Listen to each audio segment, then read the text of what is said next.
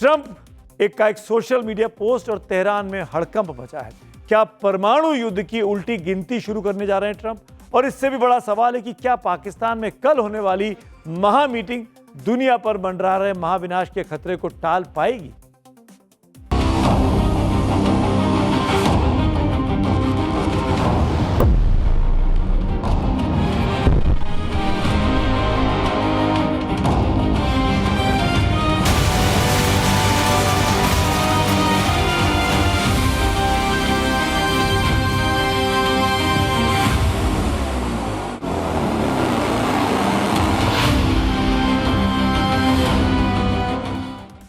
अब जब मैं 7:28 पे आपसे बात कर रहा हूं तो मैं ये कह सकता हूं कि इस्लामाबाद टॉक्स के सेकंड राउंड को लेकर बेहद संकट बना हुआ है। कोई पक्का नहीं है। अमेरिकी खेमे में हलचल बहुत तेज हो गई है। वहीं ईरानी डेलीगेशन को लेकर भी चीजें अब तक बहुत क्लियर नहीं हुई हैं। बड़ी खबर सुन लीजिए सबसे पहले आप। बड़ी खबर व्हाइट हाउस अमेरिका से आ रही है। ट्रंप ने सोशल मीडिया पोस्ट और CNBC न्यूज प्लेटफॉर्म को एक फोन पर इंटरव्यू दिया है। ईरान को बड़ी चेतावनी इस बार ट्रंप ने दे दी है। ट्रंप ने कहा है कि खून के प्यासे लोगों से बातचीत का यह आखिरी मौका है। ईरान को घुटने टेक कर डील करनी होगी, ट्रंप धमका रहे हैं। अमेरिकी राष्ट्रपति ने ईरान पर बार बार सीज फायर तोड़ने के आरोप लगाए हैं। ट्रंप ने इस इंटरव्यू में दावा किया कि स्ट्रेट ऑफ हॉर्मुज पर अमेरिका का कंप्लीट कंट्रोल हो चुका है। और इतना ही नहीं, ट्रंप ने कल पकड़े गए संदिग्ध जहाज MV टुस्का को लेकर शक की सुई चीन की ओर भी घुमा दी है। चीन को भी इस पूरी जंग में वो शामिल कर देना चाहते हैं। ट्रंप ने कहा कि राष्ट्रपति शी के साथ उनके अच्छे रिश्ते थे, लेकिन युद्ध में सब बदल जाता है। उधर अमेरिकी उपराष्ट्रपति JD वेंस थोड़ी देर में, ऐसी खबर है कि पाकिस्तान के लिए तैयार है, रवाना होने के लिए होंगे या नहीं होंगे अभी तक क्लियर नहीं है, लेकिन उनकी तरफ से तैयारी पूरी है। वेंस के साथ ट्रंप के करीबी और विशेष दूत जो कि पिछली बार गए थे, स्टीव विटकॉफ, और ट्रंप के दामाद जेरेड कुशनर भी पाकिस्तान जा सकते हैं सेकेंड राउंड की बातचीत के लिए। अमेरिकी डेलीगेशन का इस्लामाबाद दौरा ऐसे वक्त में हो रहा है जब सीज फायर खत्म होने के कारण, कल सीज फायर खत्म होने की आखिरी तारीख है, 22 अप्रैल को ये खत्म होना है। ट्रंप ने एक दिन के लिए इसको बढ़ाया था। उधर रॉयटर्स की रिपोर्ट के मुताबिक अगर इस्लामाबाद बातचीत में कोई बड़ी प्रगति होती है तो ट्रंप भी वर्चुअली इसमें शामिल भी हो सकते हैं, और हो सकता है कि ट्रंप सरप्राइज कर दें, खुद वहां चले जाएं। लेकिन ट्रंप ने आज जो तेवर दिखाए हैं, जो भी हमने आपको सुनवाया CNBC का इंटरव्यू, वो बिल्कुल उल्टी बात कह रहा है। ट्रंप बहुत नाराज है ईरान के रुख को लेकर। और बड़ी खबर अब तेहरान से भी आ रही है। ईरान में क्या चल रहा है ये भी आप जान लीजिए। ईरानी सरकारी मीडिया ने उन दावों को सिरे से खारिज कर दिया है जिनमें कहा गया था कि ईरान की टीम पाकिस्तान के लिए रवाना हो चुकी है। ताज़ा अपडेट ईरान से ये है कि मुख्य वार्ताकार और संसद के स्पीकर मोहम्मद बाकिर गलीबाफ, विदेश मंत्री अब्बास अली अराक्ची फिलहाल तेहरान में ही है। वो इस्लामाबाद अभी तक नहीं निकले हैं। ईरान की ओर से फिलहाल वेट एंड वॉच की स्थिति बनी है। इससे पहले एक्सियोस के हवाले से खबर आई थी कि ईरान के सुप्रीम लीडर मुस्तफा खामेनाई ने बुधवार को इस्लामाबाद में होने वाले दूसरे दौर की बातचीत के लिए अपनी टीम को हरी झंडी दे दी है, लेकिन अब यह खबर डिनाई हो गई। इस समय पूरी दुनिया के सामने 3 बड़े सवाल इस वक्त खड़े हैं जिनका जवाब किसी के पास नहीं है। टोटल कंफ्यूजन है। पहला सवाल ये कि पाकिस्तान में अमेरिका और ईरान के बीच दूसरे दौर की बातचीत हो पाएगी या नहीं हो पाएगी। दूसरा सवाल यह कि अगर बातचीत होती है तो क्या ट्रंप ईरान के साथ कोई ग्रैंड डील करेंगे या प्रतिबंध और सख्त करेंगे। और तीसरा बड़ा सवाल यह कि क्या सीज फायर की मियाद जो कल खत्म हो रही है, उसके बाद क्या पश्चिम एशिया में फिर से मिसाइल, बम, गोला बारूद बरसने का सिलसिला शुरू हो जाएगा। इन सवालों के बीच अमेरिकी राष्ट्रपति डोनाल्ड ट्रंप की रातों की नींद भी हराम हो चुकी है। कैसे और क्यों, देखिए इस रिपोर्ट में। वॉशिंगटन के समय के मुताबिक रात के करीब 11:30 बज रहे हैं, लेकिन व्हाइट हाउस में ट्रंप को नींद नहीं आ रही। पूरी दुनिया सोने की तैयारी कर रही थी, तब ट्रंप के एक पोस्ट ने तेहरान से लेकर तेल अवीव तक हड़कंप मचा दिया। डोनाल्ड ट्रंप, जिन्हें दुनिया का सबसे अनप्रेडिक्टेबल लीडर कहा जाता है, उन्होंने आधी रात को ईरान के खिलाफ एटमी बिगुल फूंक दिया। ट्रंप ने अपने ट्रुथ सोशल प्लेटफॉर्म पर लिखा, ऑपरेशन मिडनाइट हैमर ईरान में न्यूक्लियर डस्ट स्थलों को पूरी तरह से नष्ट कर देने वाला था, इसलिए इसे खोदना एक लंबी और कठिन प्रक्रिया होगी। ट्रंप ईरान के एनरिच्ड यानी शुद्ध यूरेनियम के भंडार के लिए लगातार परमाणु धूल या न्यूक्लियर डस्ट शब्द का इस्तेमाल करते हैं।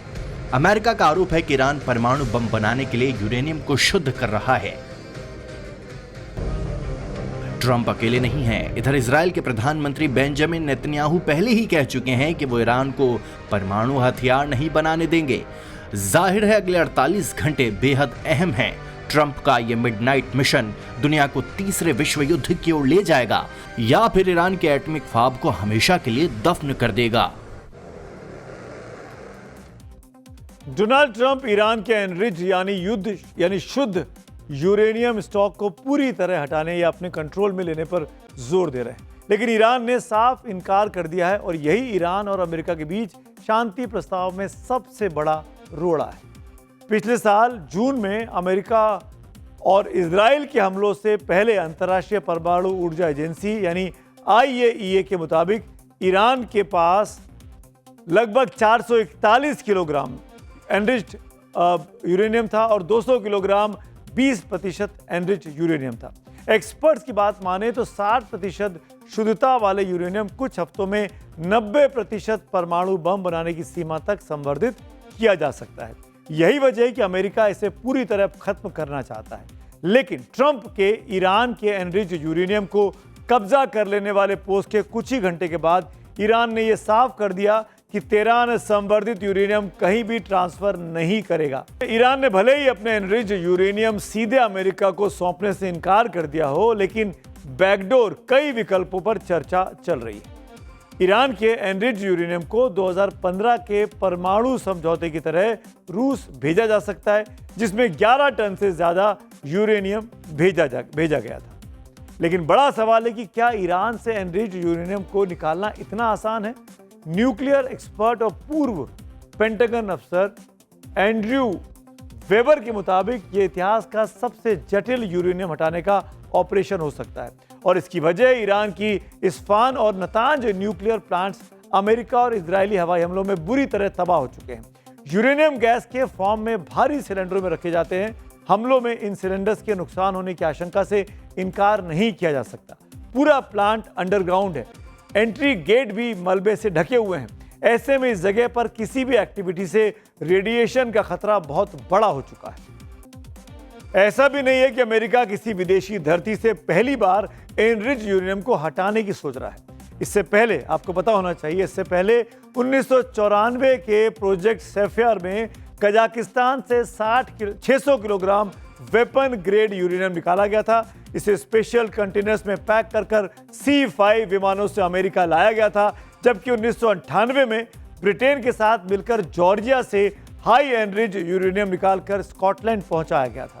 सेकेंड वर्ल्ड वॉर के दौरान कांगो से हजारों टन यूरेनियम आयात किया गया था, जिसका इस्तेमाल हिरोशिमा और नागासाकी पर गिराए गए एटम बम में किया गया था।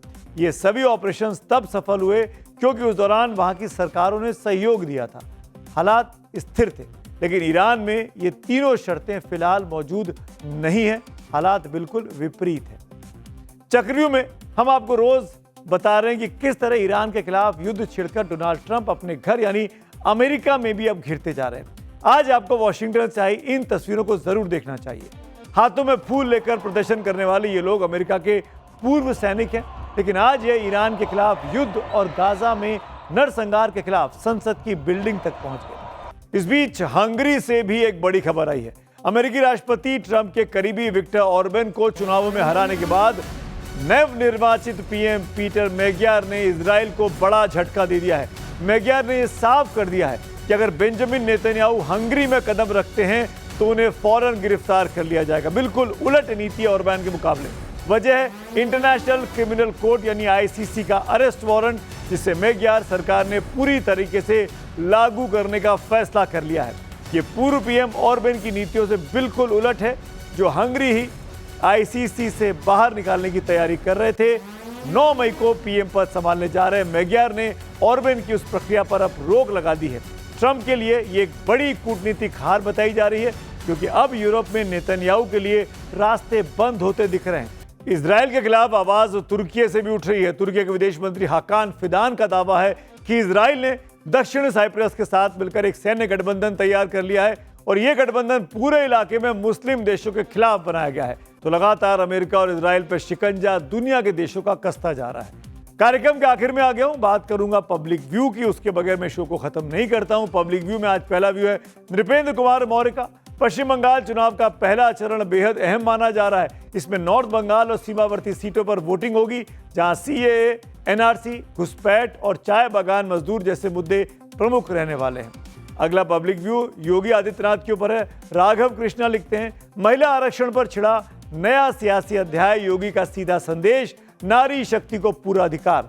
अब सवाल, वादा जमीन पर उतरेगा या बहस ही जारी रहेगी? तो आज मेरे साथ चक्रव्यूह में इतना ही। कल मुलाकात होगी आपसे 6:57 पर। तब तक के लिए शुभ रात्रि।